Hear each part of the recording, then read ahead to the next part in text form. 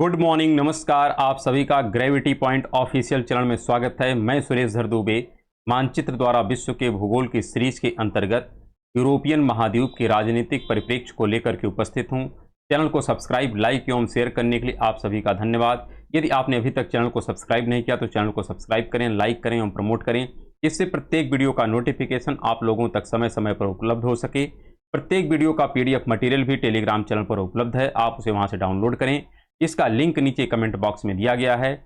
इस प्लेटफॉर्म के माध्यम से आपको मानचित्र द्वारा विश्व के भूगोल की सीरीज के साथ साथ आपको प्रैक्टिस सीरीज मिल रही है, इन्वायरमेंट इकोलॉजी का सीरीज है और कॉन्सेप्ट ज्योग्राफी की सीरीज है। साथ में कुछ क्विज टाइप के प्रश्न भी आपको मिल रहे हैं समय समय पर। तो आप इन सभी सीरीज का भरपूर लाभ उठाएं और अपने एग्जाम को बेहतर करने का पूरा प्रयास करें। हमें आशा है कि आप लोग स्वस्थ होंगे, मस्त होंगे और अपनी पढ़ाई में संलग्न होंगे। इसी के साथ आज हम इस एपिसोड को प्रारंभ करते हैं। आज का जो सबसे पहला यहाँ पर कंट्री है जिसके विषय में हमको जानकारी प्राप्त करनी है, यह है इटली। अगर इटली के विषय में हम बात करें तो इटली का जो अक्षांशीय विस्तार है यह 36 डिग्री 40 मिनट से लेकर के 47 डिग्री 5 मिनट नॉर्थ तक फैला हुआ है। अर्थात इसका यह पार्ट जो है यह 36 डिग्री 40 मिनट पर है, तो जो इसका उत्तरी पार्ट है यह 47 डिग्री 5 मिनट नॉर्थ में है। इसी प्रकार जो इसका देशांतरी विस्तार है, अर्थात इधर का जो पोर्शन है यह 6 डिग्री 33 मिनट ईस्ट से प्रारंभ होता है, क्योंकि यह 0 डिग्री है, इधर की तुलना में यह ईस्ट में है। और इधर का जो पोर्शन है यह आपको मिलता है 18 डिग्री 30 मिनट ईस्ट में। इसी प्रकार अगर इसके टोटल एरिया की हम बात करें तो इसका एरिया लगभग यहाँ पर इसको करेक्शन कर लीजिएगा 3,01,278 वर्ग किलोमीटर है। यहाँ की जो जनसंख्या है लगभग 57.5 मिलियन। राजधानी यहाँ की रोम है। राजधानी क्या है? रोम है। यहाँ की भाषा है इटालियन। रोम जो यहाँ की राजधानी है यह टाइबर नदी के किनारे स्थित है, क्योंकि यहाँ से एक नदी गुजरती है और इस नदी का नाम है टाइबर नदी। तो इसी टाइबर नदी के किनारे स्थित जो शहर है उस शहर का नाम है रोम, और रोम ही इटली की राजधानी है। और यह सबसे बड़ा शहर है। क्या है? यह सबसे बड़ा शहर है। ऐतिहासिक स्मारकों एवं अवशेषों के लिए प्रसिद्ध है, क्योंकि बहुत से ऐतिहासिक जो मेमोरियल हैं ये ज़्यादातर इटली में ही देखने को मिलते हैं। और इसी के साथ अगर हम इसकी स्थिति के विषय में बात करें कि यह कहाँ पर स्थित है, आपको स्पष्ट हो जाना चाहिए। इटली जो है यूरोप के उस प्रायद्वीप में स्थित है जो आल्प्स पहाड़ से आरंभ होकर के, क्योंकि यहाँ पर आल्प्स पर्वत की श्रेणियाँ हैं, इसलिए कह रहा है कि आल्प्स पहाड़ से आरंभ होकर के भूमध्य सागर के अंदर तक फैला है। इसका विस्तार आल्प से प्रारंभ होता है और कहाँ तक है? भूमध्य सागर वाला ये जो सेक्शन है यहाँ तक यह फैला हुआ है। तो इसीलिए कह रहा है कि भूमध्य सागर के अंदर तक फैला हुआ है। साथ में भूमध्य सागर में इसके कई द्वीप हैं छोटे छोटे, जो हमको समझना है। यहाँ पर 2-3 द्वीप आपको दिखाई पड़ेंगे। बाकी द्वीप इतने छोटे हैं कि यहाँ पर आपको एटलस में नज़र नहीं आएंगे, लेकिन इनको किताबों में आप देख सकते हैं। जैसे सिसिली है, तो सिसल यहाँ पर है, इसका एक द्वीप है। इसी प्रकार सार्डिनिया भी इसका एक द्वीप मिलता है। इसके साथ साथ आपको एल्बा भी मिलता है और कापरी द्वीप भी मिलते हैं। ये सब द्वीप जो हैं यह इटली के हैं, लेकिन कहाँ पर है? भूमध्य सागर में स्थित हैं। दूसरे विश्व युद्ध के बाद इटली ने कृषि उत्पादन में क्रांति करके दिखाया है। यहाँ की जो मुख्य फसलें हैं इसमें अंगूर है, गेहूं है, चुकंदर है, फल है और सब्जियां हैं। इटली जो है संसार के उन्नत औद्योगिक देशों में से एक है। प्रमुख जो औद्योगिक उत्पादन है यहाँ पर बिजली की मशीनों का प्रोडक्शन होता है, इलेक्ट्रॉनिक उपकरण का प्रोडक्शन होता है, मोटर गाड़ियां हैं और रसायन। इटली का व्यापारिक, और अगर हम बात करें कि रसायन, इटली का जो व्यापारिक पोत बेड़ा काफ़ी बड़ा है, ऐसा भी हमको ध्यान रखना है। रसायन तो यहाँ तक हो गया। इसके पश्चात आपको यहाँ पर कामा लगा देना है। इसके पश्चात दूसरा सेंटेंस शुरू होता है, अर्थात इटली का जो व्यापारिक पोत बेड़ा है यह काफ़ी बड़ा है, जिसमें 110 लाख टन भार के पोत हैं। और जो विमान बेड़ा है ये भी काफ़ी बड़ा है, अर्थात इसमें जो विमान बेड़े की क्षमता है 12 अरब यात्री को लेकर के ढोने की क्षमता है। और साथ में 1 अरब टन यहाँ पर जो सामान है इसको भी लेकर के ढोने की क्षमता इस इटली के विमान बेड़े के पास विद्यमान है। इसी प्रकार अगर यहाँ के प्रमुख शहरों की हम बात करें, एक शहर मिलता है जिसका नाम है लाम्बार्डी का मैदान। ये जो लाम्बार्डी का मैदान है ये कहाँ पर फैला है? इटली का जो यह उत्तरी सेक्शन है यहाँ के पार्ट को हम कहते हैं लाम्बार्डी का मैदान। आपसे पूछा जा सकता है कि लाम्बार्डी का मैदान कहाँ पर है, तो इटली का जो उत्तरी सेक्शन है आल्प्स पर्वत से जो सटा हुआ है उसी को कहते हैं लाम्बार्डी का मैदान। इसके अंतर्गत कौन कौन से शहर आते हैं, इसमें आपको मिलता है मिलान है, ये देखिए मिलान है, फिर यहाँ पर मिलता है ट्यूरिन है, ये देखिए यहाँ पर ट्यूरिन मिलेगा, तो इसको हम हटाते हैं, अब को हटा देंगे तो आपको थोड़ा स्पष्ट तरीके से दिखाई पड़ेगा।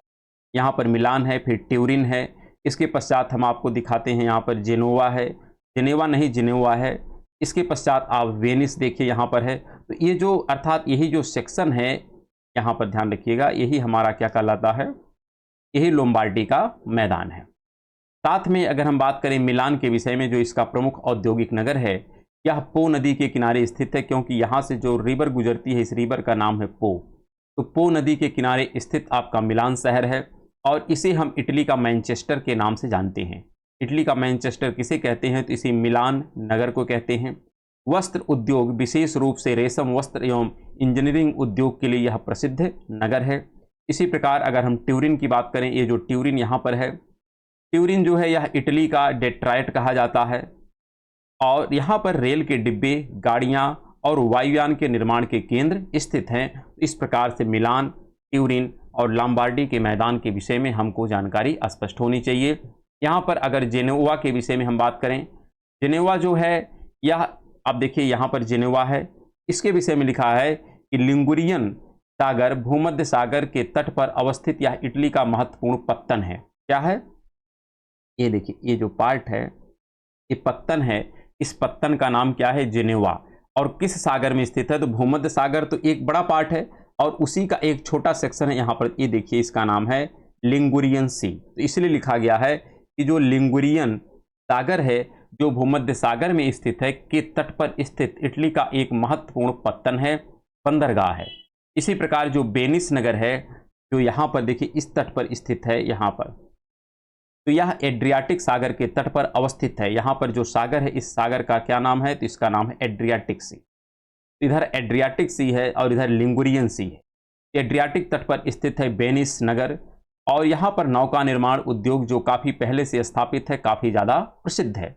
इसी प्रकार अगर हम बात करें नेपल्स, जो इसका प्रमुख नगर है, नेपल्स के विषय में अगर हम बात करें तो नेपल्स शराब एवं खाद्य प्रसंस्करण उद्योग के लिए महत्वपूर्ण नगर है, इसलिए हमको नेपल्स के विषय में भी जानकारी होनी चाहिए। इसी के साथ अगर हम अगले नगर की बात करें तो अगला नगर हमको मिलता है कटानिया है। क्या है, कटानिया। अब कटानिया जो है ये कहाँ पर है, ये देखिए ये जो सिसिली वाला पोर्शन है, इसी सिसिली पे ये नीचे वाला जो सेक्शन है इसी का नाम है कटानिया।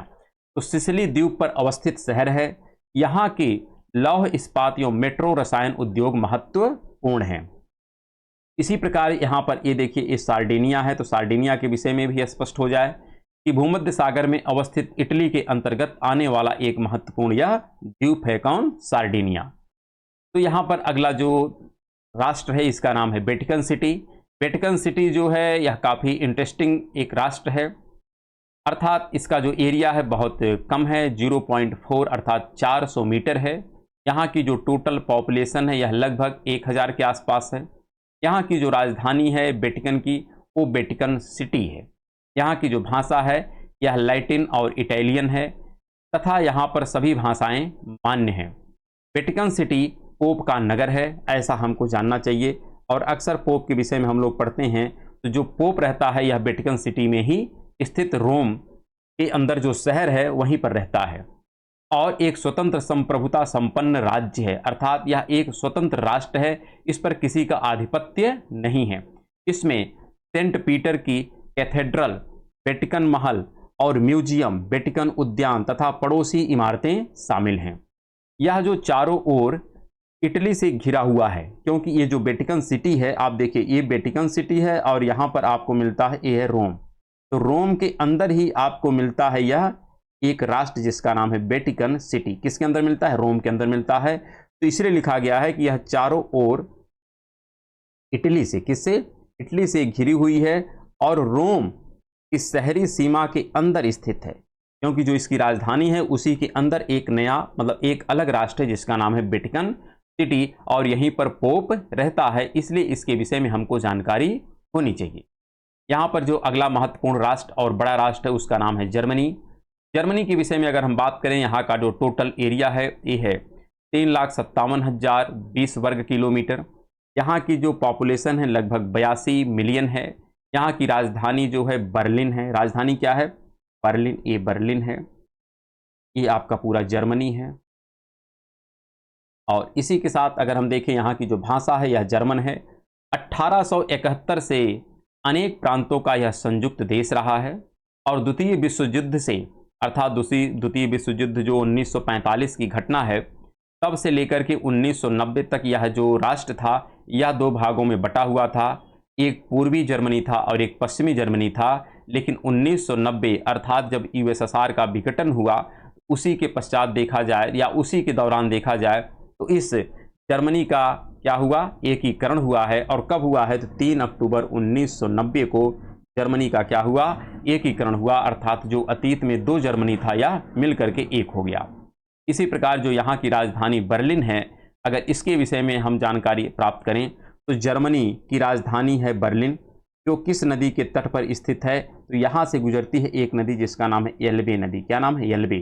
तो एल्बे नदी के तट पर स्थित है जर्मनी का राजधानी बर्लिन।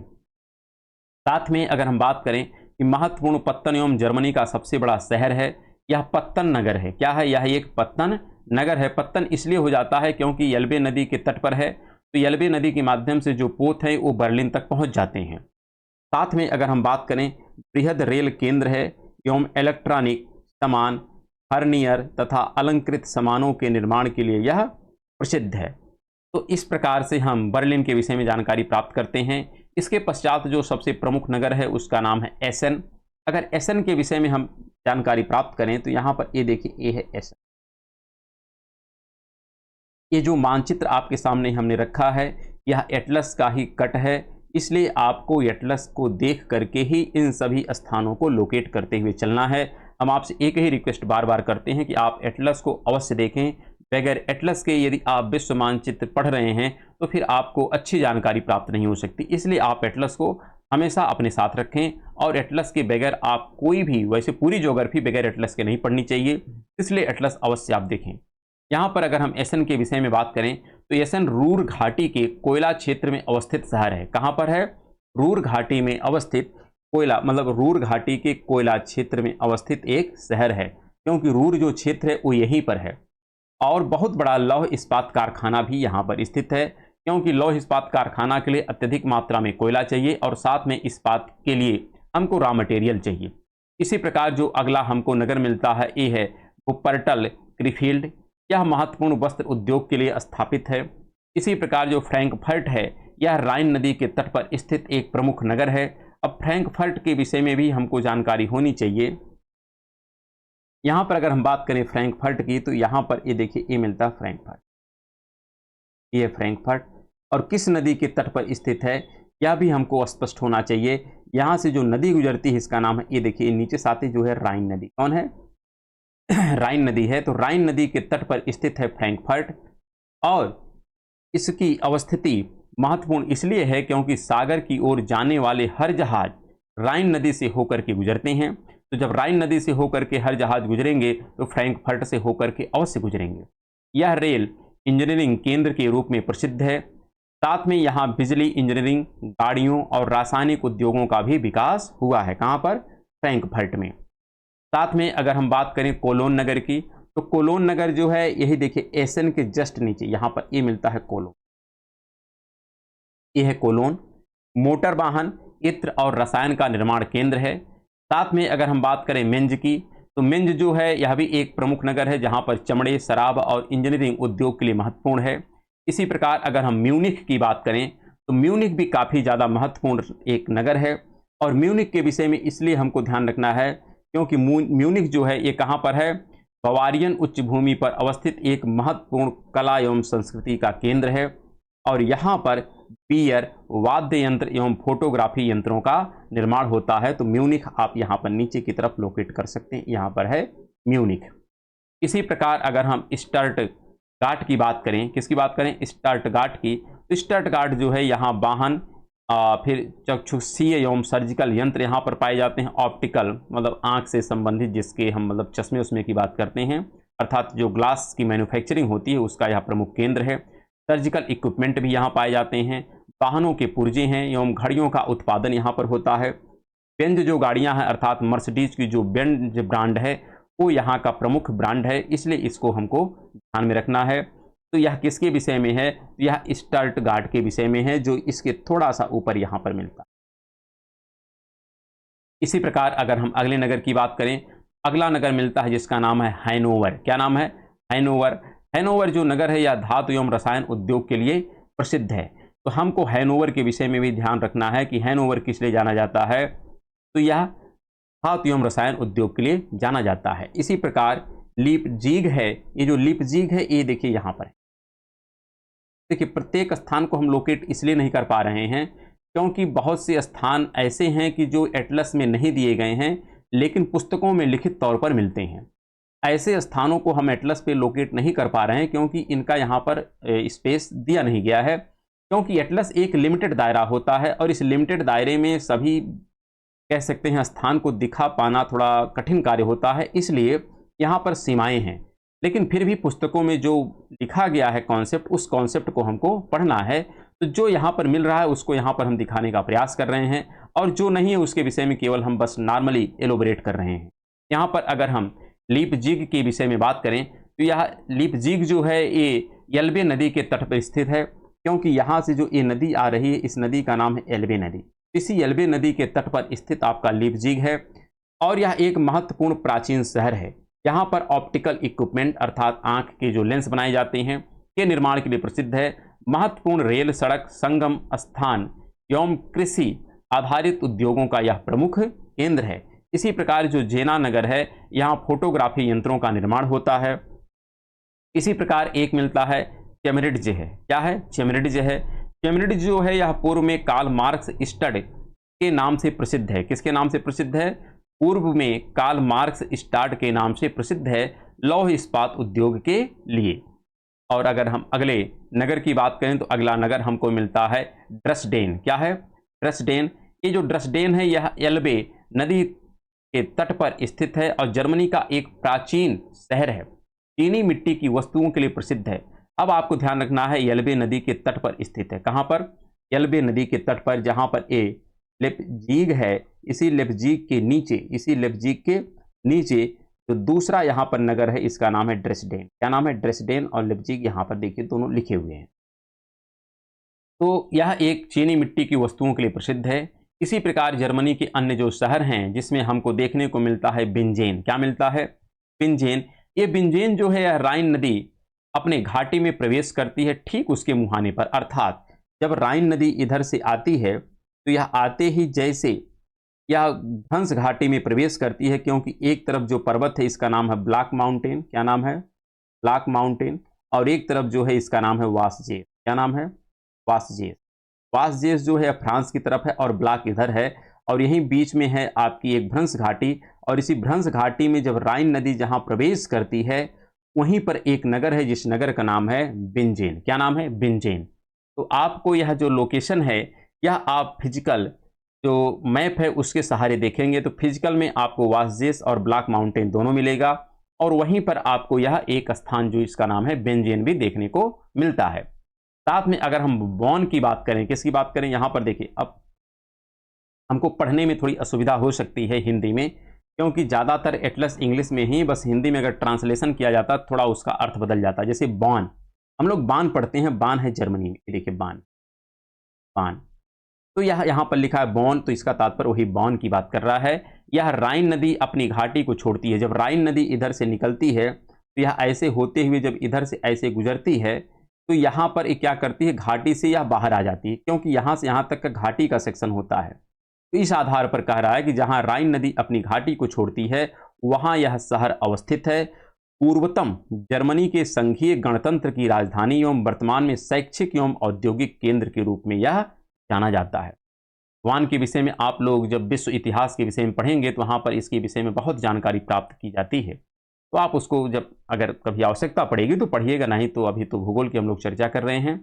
यहाँ पर अगर हम एक नहर की बात करें तो नहर का नाम है कील। यह देखिए नहर नहीं बल्कि यह एक नगर है, और यह नगर जो है कील नहर के पास में स्थित है, इसलिए इसका नाम कील है। तो चाहे आप इस नगर के आधार पर कील नहर का नाम की बात करें, चाहे कील नहर के आधार पर इस नगर की बात करें, दोनों एक ही जगह पर हैं। और यहाँ पर ए मिलती है, ए है कील नहर, और यहीं पर ए है देखिए कील नगर। क्या है? कील नगर। तो यही लिखा गया है कि कील नहर के पूर्वी छोर पर स्थित है, पूर्वी छोर पर स्थित है अर्थात इस तरफ स्थित है, ध्यान रखिएगा। जहाज निर्माण एवं डेयरी निर्यात के लिए प्रसिद्ध है। इसी प्रकार जो हैमबर्ग है, हैमबर्ग देखिए उसी के थोड़ा सा और नीचे यहाँ पर मिलता है, ये वाला इसका स्थान है। तो हैमबर्ग यल्बे नदी के मुहाने पर है, क्योंकि जो नीचे से यल्बे नदी आती है, हम उसको भी लोकेट करते हैं। यहाँ से जो यल्बे नदी आती है, इसी यल्बे नदी के मुहाने पर स्थित जो नगर है, उस नगर का क्या नाम है? हैमबर्ग है। क्या नाम है? हैमबर्ग है। जहाज निर्माण और मेरीन इंजीनियरिंग वर्क के लिए महत्वपूर्ण है। हैमबर्ग के बाहरी पत्तन के रूप में काक्स हैवन स्थित है। इसी प्रकार अगर हम अगले नगर की बात करें तो जिसका नाम है ब्रेमेन। ब्रेमेन जो है यह बेसर नदी पर अवस्थित, यह जर्मनी का मुख्य कागज उद्योग केंद्र है। तो यह भी हमको ध्यान रखना है कि जो बेसेर है यह कहाँ पर है, और यहीं पर हमको मिलता है ब्रेमेन। क्या मिलता है? ब्रेमेन। तो इसको आप यहाँ पर लोकेट करिए। ये देखिए ये है ब्रेमेन, और यहाँ पर जो ये नदी गुजरती है, इसी नदी के आधार पर इसका नामकरण किया गया है।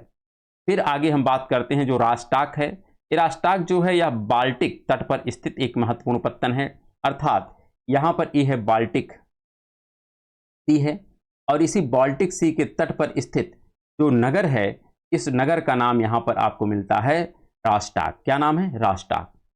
और इसके साथ अब हम अगले राष्ट्र की बात करते हैं। जो अगला राष्ट्र है, वैसे यूरोप में बहुत से राष्ट्र हैं और इस पर काफ़ी लंबी चर्चा होगी, लेकिन धैर्यपूर्वक हम प्रत्येक राष्ट्रों के विषय में जानकारी प्राप्त करेंगे, क्योंकि हाल फिलहाल में यह पूरा जो महाद्वीप है विशेष तौर पर यह कॉन्फ्लिक्ट में जूझ रहा है, इसलिए यहाँ से प्रश्न के पूछे जाने की पूरी संभावना बनी हुई है। स्विट्जरलैंड जो है, यह स्विट्जरलैंड का जो अक्षांशीय विस्तार है 45 डिग्री 50 मिनट से प्रारंभ होता है और 47 डिग्री 54 मिनट के बीच में यह स्थित है। ये है स्विट्जरलैंड। क्या है? ये है स्विट्जरलैंड। बहुत छोटा सा राष्ट्र है, वेटिकन सिटी से तो बहुत बड़ा है, लेकिन फिर भी छोटा ही है। देशांतरी विस्तार जो है 6 डिग्री ईस्ट से प्रारंभ होता है और 10 डिग्री 30 मिनट ईस्ट तक फैला हुआ है। यहाँ का जो क्षेत्रफल है 41,293 वर्ग किलोमीटर है। यहाँ की जो जनसंख्या है यह 7.2 मिलियन है। राजधानी इसकी मिलती है बर्न। बर्न किसकी राजधानी है? इसी स्विट्जरलैंड की राजधानी है बर्न। यहाँ पर ये है बर्न, बर्न इसकी राजधानी है। यहाँ की जो भाषा है ये है जर्मन है, फ्रेंच है, इटालियन है और रोमन स्विट्जरलैंड की क्या है? भाषा है। और अगर हम बात करें इसके अवस्थिति के विषय में या इसके कुछ महत्वपूर्ण तथ्यों के विषय में, तो यहाँ पर आपको ध्यान रखना है कि जो मध्य यूरोप में एक महासंघ है जो पर्वतीय देश है, साथ में इसके मध्य भाग में एल्पाइन पर्वतमाला उठती है, क्योंकि अल्पाइन जो पर्वतमाला है अर्थात जो आल्प्स पर्वत का एक पार्ट है, आल्प्स पर्वत क्या है? एक अल्पाइन पर्वत है। इसी आल्प्स के आधार पर अल्पाइन नामकरण किया गया है, जिसकी चर्चा हम लोग जो geological history of the earth है उसमें हमने डिस्कस किया है कि अल्पाइन नाम कैसे पड़ा है। इसी आल्प्स पर्वत के आधार पर इसका नाम अल्पाइन पड़ा है। यही कह रहा है कि जो आल्प्स पर्वत है अर्थात जो अल्पाइन पर्वतमाला है वह यहीं से उठती है। ये विषय आपको स्पष्ट होना चाहिए। साथ में यह जो देश है झीलों के लिए विख्यात है। किसके लिए विख्यात है? झीलों के लिए विख्यात है।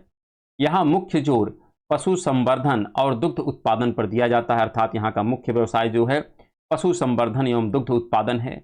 अति प्राचीन काल से स्विट्जरलैंड अपने कुटीर उद्योगों और बढ़िया किस्म के उत्पादों के लिए जाना जाता है। किसके लिए जाना जाता है? कुटीर उद्योग के लिए और बढ़िया किस्म के उत्पादों के लिए जाना जाता है। साथ में अगर हम बात करें, लेकिन यहाँ बड़े पैमाने में उत्पादन नहीं होता है, बड़े पैमाने पर उत्पादन नहीं होता है, लेकिन बढ़िया किस्म के कुटीर उद्योग के लिए यह जाना जाता है। यहाँ की जो घड़ियाँ हैं यह विश्व प्रसिद्ध हैं। यहाँ की चाहे आप हैंड वॉच ले लें, चाहे दीवार की घड़ी ले लें, जो कोई भी ले लें, दोनों घड़ियाँ विश्व प्रसिद्ध हैं। सूक्ष्म यंत्र और मशीनें यहाँ का अन्य विशिष्ट उद्योग है। पर्यटन यहाँ की आमदनी का तीसरा सबसे बड़ा साधन है। और यहाँ का जो प्रमुख नगर है अर्थात राजधानी नगर, उसका नाम है बर्न। क्या नाम है? बर्न। बर्न के विषय में ध्यान रखिएगा, ये देश की राजधानी एवं घड़ी निर्माण और इंजीनियरिंग उद्योग के लिए प्रसिद्ध यह नगर है। इसी प्रकार एक नगर और मिलता है जिसका नाम है ज्यूरिक। ये जो ज्यूरिच है, यह देखिए यहाँ पर ये है ज्यूरिच, ये है ज्यूरिच जो है यह स्विट्जरलैंड का सबसे बड़ा शहर है एवं महत्वपूर्ण वित्तीय केंद्र है। इतनी जानकारी थी स्विट्जरलैंड के विषय में जो हम लोगों ने प्राप्त किया, और इसी के साथ आज का एपिसोड हम समाप्त करते हैं। और हम लोग कल एक नए एपिसोड में मिलेंगे। तब तक के लिए नमस्कार, धन्यवाद।